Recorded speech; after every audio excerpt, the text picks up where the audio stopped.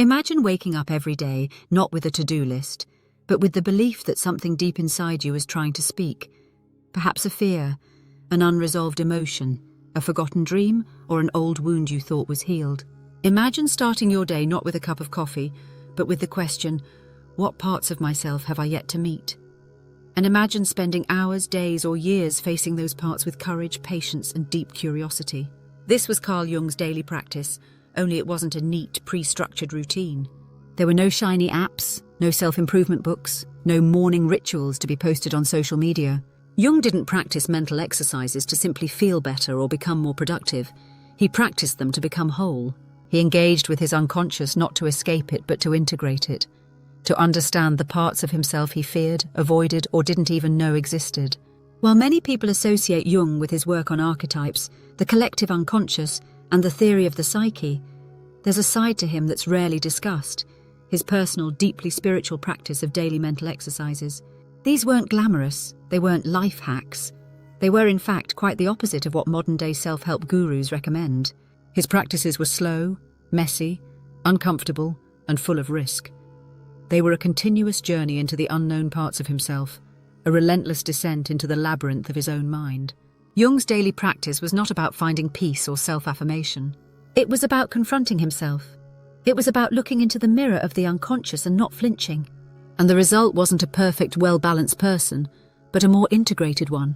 Someone who had learned to hold the contradictions, the shadows, and the unknowns of the human experience.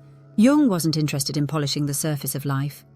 He was interested in the depths, no matter how murky they might be. Jung's primary mental exercise was one that few people today would dare to attempt in full. It was the practice of active imagination. This was not the gentle, daydreamy kind of imagination that you might use to escape reality. It was a fierce, deliberate engagement with the unconscious. Jung would sit, close his eyes, and allow the images, feelings, and symbols that arose from his unconscious to emerge. But unlike most people, he didn't try to suppress them, ignore them, or rationalize them. He would follow them, step by step, as they led him deeper into himself. In this process, he would sometimes encounter figures, archetypal figures of his own psyche, or even images that seemed to have a life of their own. He would have conversations with these figures, ask them questions and let them speak freely. At times he would feel resistance, fear, confusion, and even disbelief. But he knew that these images, no matter how strange, were speaking a truth that his conscious mind had not yet grasped. This process of active engagement with the unconscious wasn't comfortable. It wasn't meant to be.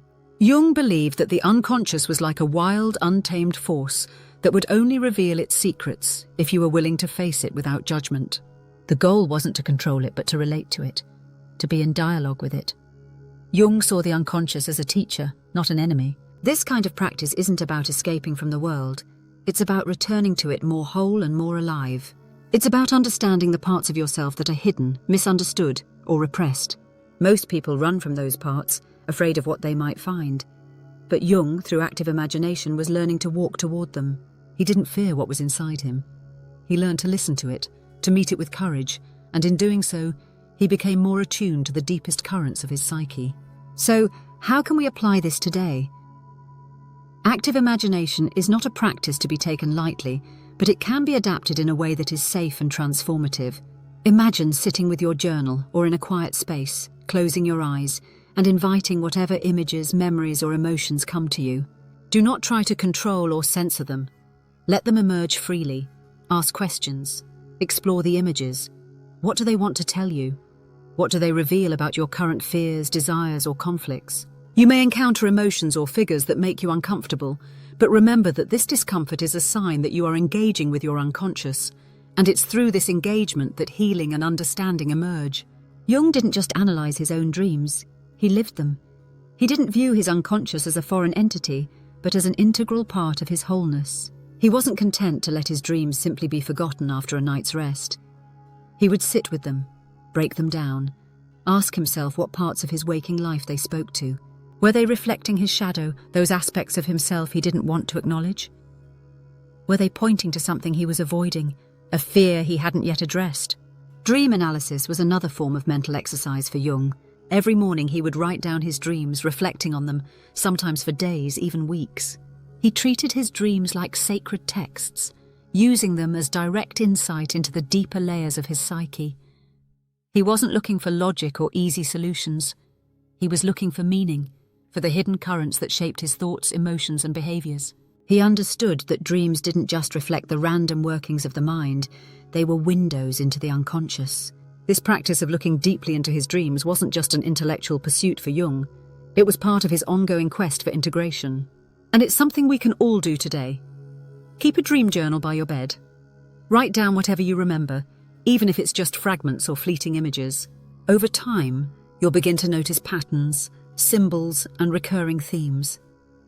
Your dreams might reveal fears or desires you didn't consciously acknowledge, but they will also help you understand who you are, who you really are, beneath the masks you wear in the waking world.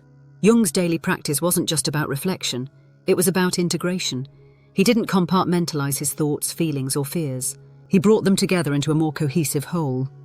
In modern terms, he was working on emotional intelligence before it became a buzzword. He didn't run from his shadows, he brought them into the light. The shadow was a crucial part of the self that most people avoid at all costs. But Jung knew that until you face your shadow, you cannot truly know yourself. The shadow is the part of you that contains everything you repress or reject: anger, jealousy, fear, the parts of your personality you hide from the world and even yourself. Instead of pretending these parts didn't exist, Jung embraced them. He looked them straight in the eye and said, "You are part of me. I will not hide from you anymore." In a world that encourages constant growth, self-improvement, and constant productivity, Jung's daily mental exercises offer us a different kind of wisdom. They ask us to slow down, to go inward, to listen, to face what we've been avoiding. It's not a comfortable path, but it's the only one that leads to a true understanding of who we are and what we are capable of. Jung's practice wasn't about becoming perfect. It was about becoming whole. It was about embracing the messy, complicated, and often painful aspects of being human. Sit with the parts you don't understand, the emotions you try to avoid, the dreams that won't let you go. Ask yourself, what am I hiding from? What am I unwilling to confront? It's not easy, but it's the only way to start the journey toward integration, toward wholeness, toward becoming the person you were meant to be. And in doing so, you might just discover that the unconscious, rather than being a chaotic foreign force, becomes a guide, a mirror, a teacher. In the end, Jung didn't just practice mental exercises, he lived them. And through his practice, he showed us all that the key to understanding ourselves lies in daring to face the parts of us we least want to see.